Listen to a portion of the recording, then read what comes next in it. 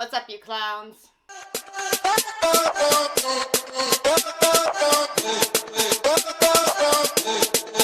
Hey guys, welcome back to my channel. My name is Emily. I go by emkfit. It's been a hell of a time. We did the challenge, which was freaking awesome. Super successful, super fun, super stressful, because all of a sudden, they say when it rains it pours, it thunderstormed. My life just feels like it exploded the last couple weeks. So I thought I'd come on here and just give you a little life update if you care. And yeah, I was gonna get ready. Long story short, there's a hair mask in my hair. I have no makeup on, and it is 3 p.m. on a Tuesday, and I am having a glass of wine. Darcy! Oh, it's like you knew I needed love. Anyways, so life update. Where do we begin? I stupidly accidentally booked a vacation during a challenge month, which I just was like, okay, it's fine. Like, I'll get it all done. During said challenge month, I was like, okay, so I'm taking a week off during a challenge month. That means I'm going to have to pre-film about 5 videos to make sure that I don't have to film when I get back the day before, la la la. Okay, so that's fine. So I had my weeks planned to get all this pre-filming done, so all the videos would upload while I was on vacation. And then I had some female problems. I'm not really gonna go into detail. I got a new IUD put in. A few trips to Emerge were had. I'm not really gonna get into the whole thing, but let's just say there was a lot of pain that was had, and I ended up having to take some time off, which left me, everything's okay now, by the way, we're all good to go, but it was a stressful few weeks, which led me to have to film all of my pre-filming for the challenge exactly 4 days before I went on vacation. So that was a time and a half. The day before I left for vacation, I did it. I got all my filming done. I was a hot, sweaty mess. I was feeling a million times better. My health was good. I was all excited for vacation. I did a dirty hit live, okay? People who follow me on Instagram, remember that we did a dirty hit live for the challenge, as we normally do. And, you know, we usually have, you know, at least 2 or 3 copyright issues. They take me down. We just go back up. Because I don't care. Okay, bye. And we just keep things going as normal. And that's why the Instagram live's never safe, by the way. I always try. But this was like an obscene. Like, I was getting cut off of Instagram every like 15 seconds. Those of you who took the Dirty Hit Live will remember it was a hell of a time. I am now working on new solutions for the future, by the way. So anyways, we get through the live, whatever. The next night, so the day before my vacation, I get an email that was forwarded to me from my manager. It had the metaverse sign, it had the verification, it had Instagram's exact support email. I know this email very well because I get emailed scams every other day. So I like to think that I'm pretty expert on knowing what's a scam and what's not, considering the work that I do.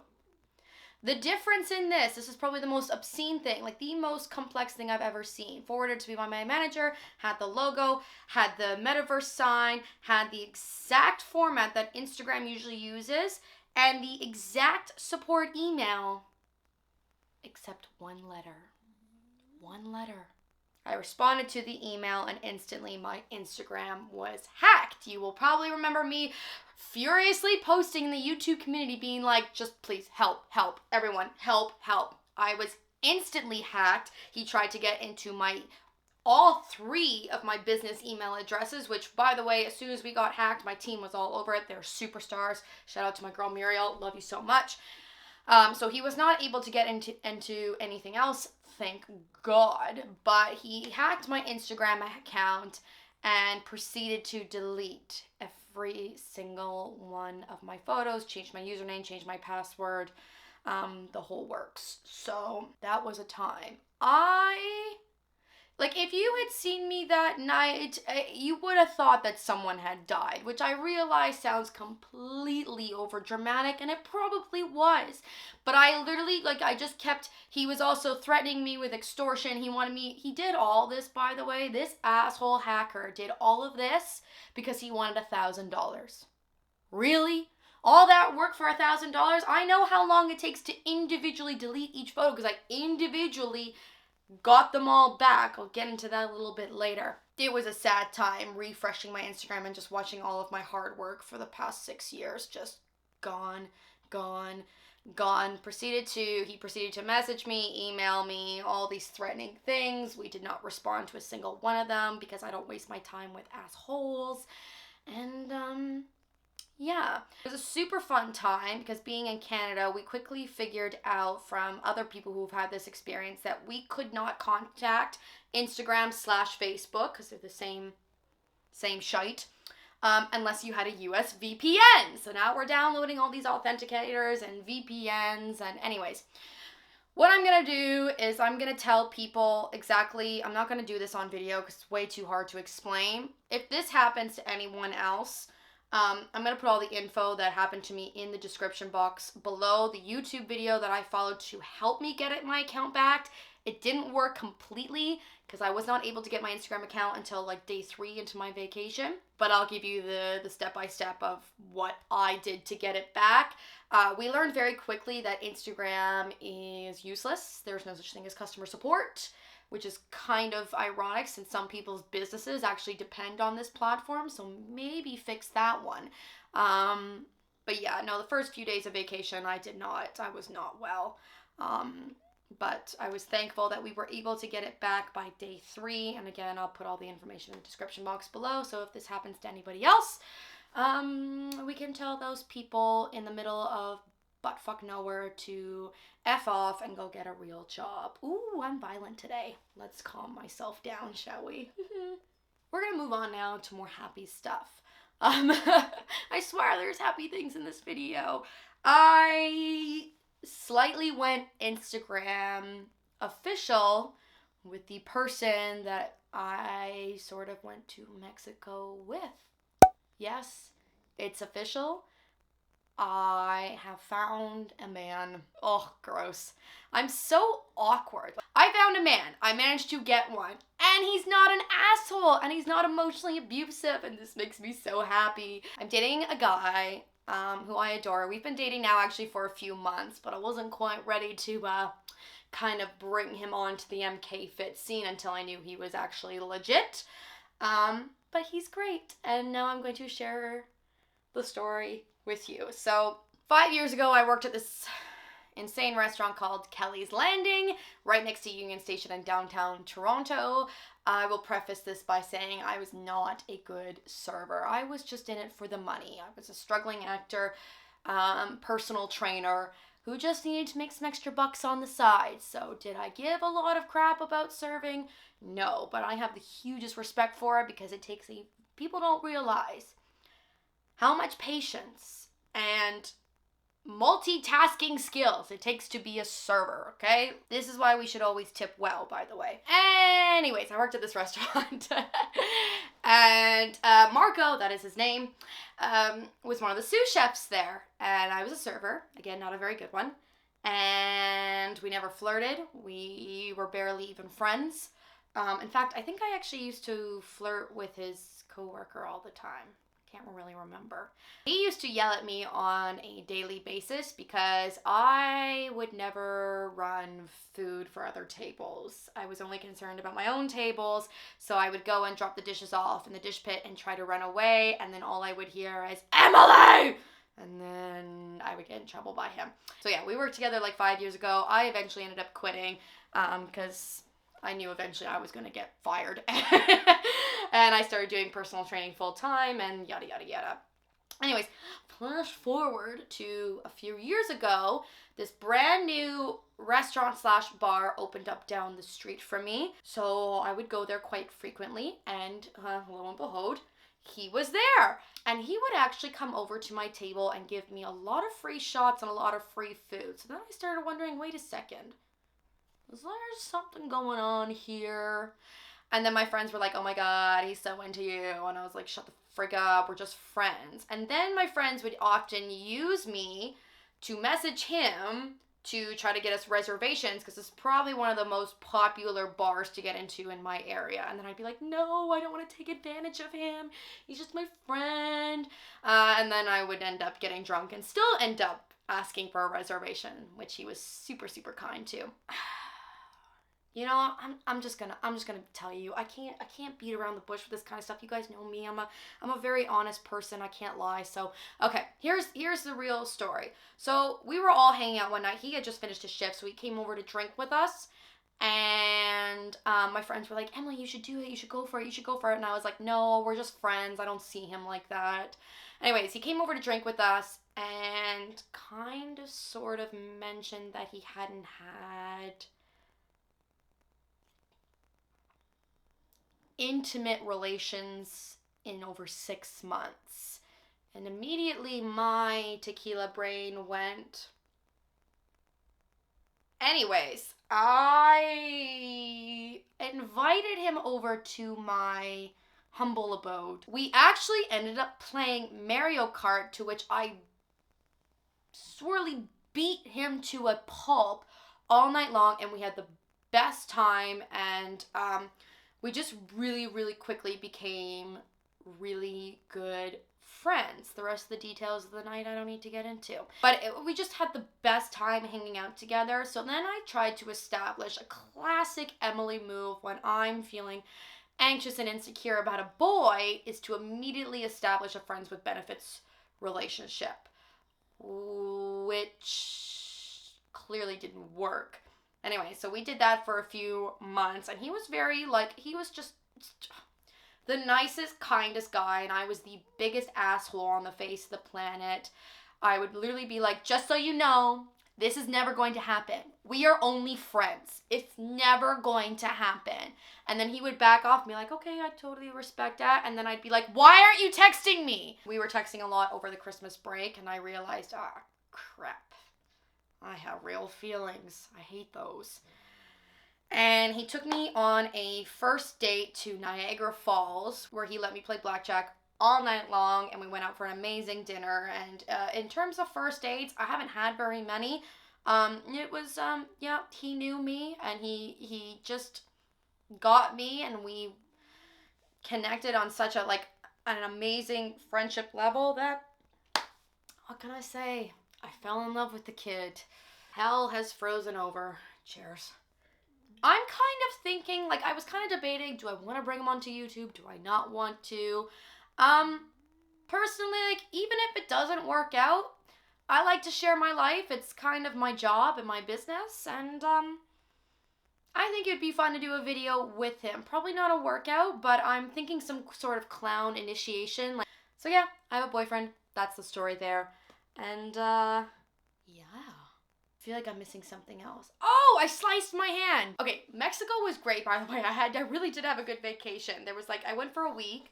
The first few days were a little stressful because obviously I had the hacker situation going on.